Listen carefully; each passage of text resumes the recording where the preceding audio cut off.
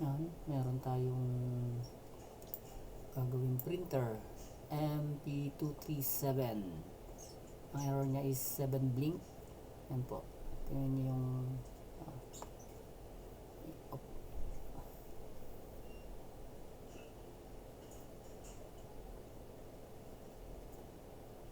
yan,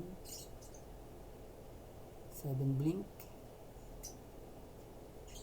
Makikita nyo.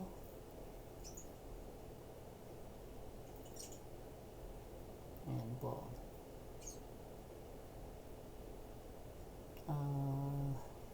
Punta tayo sa dinownload na natin yung program yan, yung resetter. Ayan.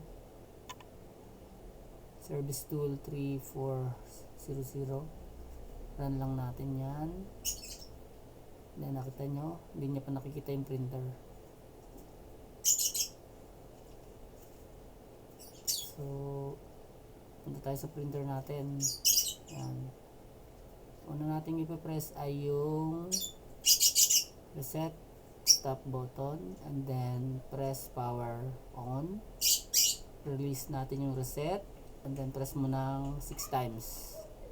1, 2, 3, 4, 5, 6. Release. Tayo natin kung hanggang mag-steady yung green sa power on niya.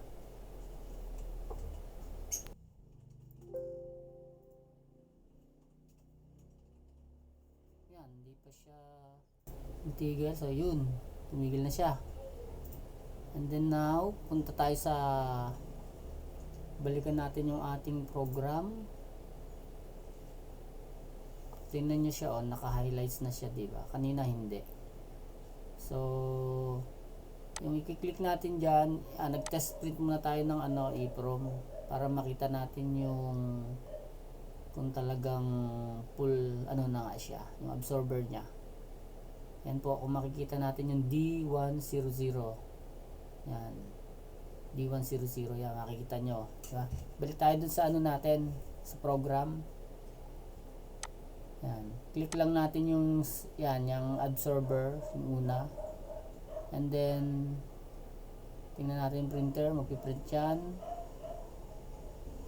Then ayan guys, tingnan nyo, yung D nya is 00 na.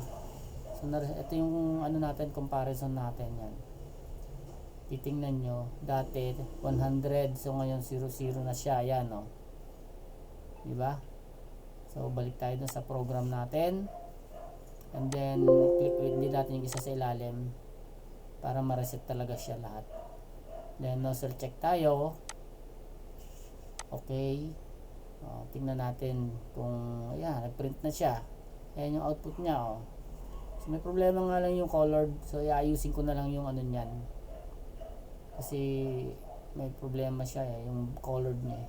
So after nun, power off na lang natin yung ating printer. And then pag after na power off, yun ulit natin, then mag test print na tayo. Yun lang guys.